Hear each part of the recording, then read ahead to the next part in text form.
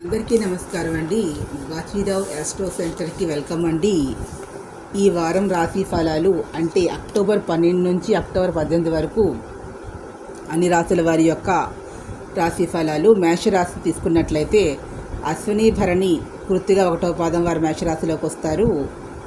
ఈ వారం మేషరాశి వారు విష్ణు సహస్రనామాన్ని పఠించడం వల్ల విష్ణు సహస్రనామాన్ని పారాయణం చేయడం కానీ లేదు విష్ణు అష్టోత్తరాన్ని కానీ చదవలేనటువంటి వారు విష్ణు దేవాలయానికి కలిసి వెళ్ళినట్లయితే ఆర్థిక వ్యవహారాల్లోనూ ముఖ్యమైన నిర్ణయాల్లో కూడా అన్నింటి విజయాలు అనేవి లభిస్తాయి, అనుకున్నది సాధించగలుగుతారు. ఇక వృషభ రాశి వారు తీసుకున్నట్లయితే కృత్తిక 2, 3, 4, రోహిణి 1, 2, 3, 4, మృగశిర 1, 2 పాదాల వారు వృషభ రాశిలోకి వస్తారు. వీరు ఈ వారం లక్ష్మీ అష్టోత్తరాన్ని కానీ సహస్రనామాన్ని కానీ లేదు చదవలేనటువంటి వారు ఇంద్రకృత లక్ష్మీ అష్టకాన్ని కానీ లేకపోతే లక్ష్మీదేవి దేవాలయానికి కలిసి వెళ్ళినట్లయితే శుభవార్త వింటారు. వృత్తిలో నైపుణ్యాన్ని సంపాదించగలుగుతారు, సానుకూల ఫలితాలు లభిస్తాయి.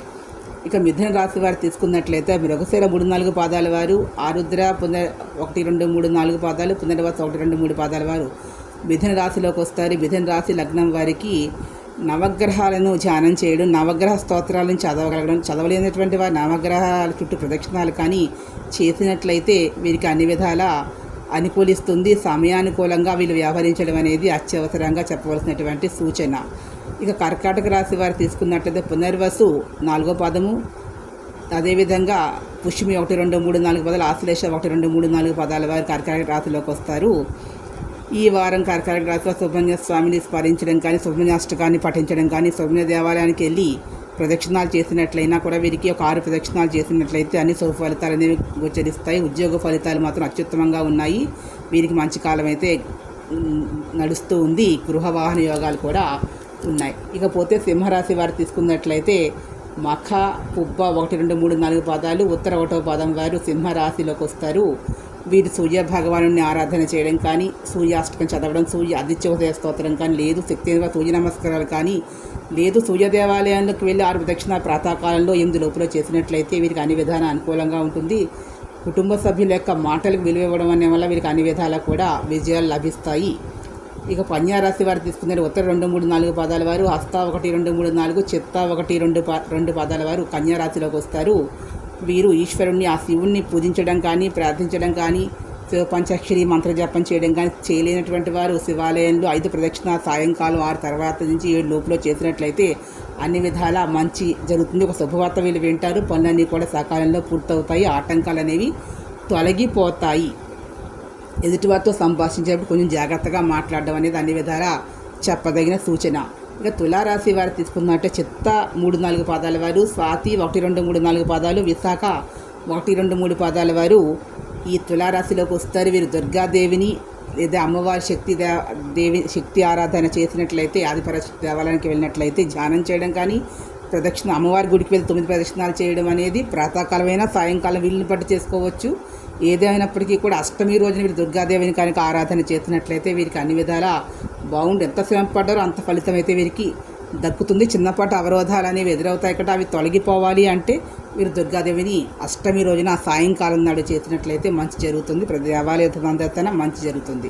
ఇక వృశ్చిక రాశి వారు తీసుకున్నట్లయితే విశాఖ 4వ పాదం వారు, అనురాధ 1, 2, 3, 4 పాదాలు, జ్యేష్ఠ 1, 2, 3, 4 పాదాల వారు వృశ్చిక రాశిలోకి వస్తారు. వీరు వెంకటేశ్వర స్వామి దేవాలయానికి వెళ్ళడం కానీ వెంకటేశ్వర స్వామి స్తోత్రాలు చేయడం కానీ కారావలంబ స్తోత్రం కానీ వజ్రకవచ స్తోత్రం చేసినట్లయితే అన్ని విధాలా కూడా ఒక చిన్న ఇబ్బంది నుంచి కూడా బయటపడే అవకాశం అనేది ఎక్కువగా గోచరిస్తుంది.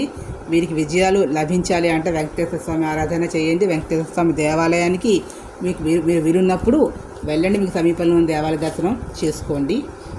అదేవిధంగా ధనురాశి వారికి చూసినట్లయితే మూల పూర్వాషాఢ 1, 2, 3, 4 పాదాలు, ఉత్తరాషాఢ 1వ పాదం వారు ధనురాశిలోకి వస్తారు. వీరు అష్టలక్ష్మి ఆరాధన చేయడం వల్ల, అష్టలక్ష్మి స్తోత్ర పారాయణం చేయడం వల్ల, అష్టలక్ష్మి దేవాలయ సందర్శన చేయడం వల్ల అన్ని విధాల వీరికి లాభాలు చేకూరుతున్నాయి. అష్టలక్ష్మి దేవాలయ సందర్శన ప్రాతకాలం 8 లోపల కానీ సాయంకాలం 8 లోపల కానీ చేసినట్టయితే మంచి జరుగుతుంది. దేవాలయానికి వెళ్ళి అక్కడ ఎవరికైనా స్వీట్లు పంచినా కూడా వీళ్ళు అన్ని విధాలా మంచి జరిగే అవకాశాలు ఎక్కువగా ఉన్నాయి. వీరికి పెట్టుబడులు రాబడులు అన్నీ కూడా సకాలంలో అంతే ఉద్యోగంలో మీరు జరిగే అవకాశం ఎక్కువగా ఉంది. మకర రాశి వారు తీసుకున్నట్లయితే ఉత్తరాశ 2, 3, 4 పాదాల వారు, శ్రవణం 1, 2, 3, 4 పాదాలు, ధనిష్ట 1, 2 పాదాల వారు మకర రాశిలోకి వస్తారు. వీరు నవగ్రహ శ్లోకాలు చేయడం కానీ నవగ్రహ ప్రదక్షిణలు చేయడం కానీ చేసినట్లయితే మంచి జరుగుతుంది. వీరు సాయంకాలం కానీ ప్రాతకాలంలో కానీ ప్రాతకాలం 8 లోపల సాయంకాలం 6 నుంచి 7 లోపల నవగ్రహ ప్రదక్షిణలు చేస్తే మంచి చేకూరుతుంది. అన్ని విధాలా వీరు సాయంకాలమే చేస్తే ఎక్కువ లాభాలని గోచరిస్తున్నాయి. వీరు ఆత్మవిశ్వాసంతో ఉండండి. వారం చివరిలో ఒక శుభవార్త వినే అవకాశం ఉంది. కొన్ని గంటల నుంచి కూడా గట్టెక్కుతారు. నవగ్రహారాధన తప్పనిసరిగా చేయాలని సూచన వీరికి. ఇక కుంభరాశి వారు ధనిష్ట 3-4 పాదాల వారు, శతభిషం 1-2-3-4 పాదాలు, పూర్వభాద్ర 1-2-3 పాదాల కుంభరాశిలోకి వస్తారు. ఈ కుంభరాశి వారు మీ ఇష్టదైవం ఎవరైతే ఉన్నారో వారిని ప్రార్థన చేయండి. మీకు ఏ ఒక్క దైవం ఇష్టం ఉంటారు కాబట్టి ఇష్ట ఆరాధన చేస్తే సరిపోతుంది. వీరి ఇబ్బందుల నుంచి గట్టెక్కాలంటే ఇష్ట దేవతారాధన అత్యవసరమైనటువంటిది. వీళ్ళంత వరకు ప్రాతకాలం 8 లోపల చేయండి. కుదరని వాళ్ళు సాయంకాలం 6 నుంచి 9 లోపల చేస్తున్నట్లయితే మేలు జరుగుతుంది. వీరు ప్రాతకాలం కన్నా సాయంకాలమే వీరికి ఎక్కువ కలిసి వచ్చే అవకాశాలు ఎక్కువగా ఉన్నాయి. గత అనుభవాలను దృష్టిలో పెట్టుకుని ఇప్పుడు నడుచుకోవడానికి ప్రయత్నం చేయండి. కొత్తగా మీరు నైపుణ్యాలు పెంచుకోవడానికి ప్రయత్నం చేసినట్లయితే మంచి అవకాశాలు మీకు లభిస్తాయి.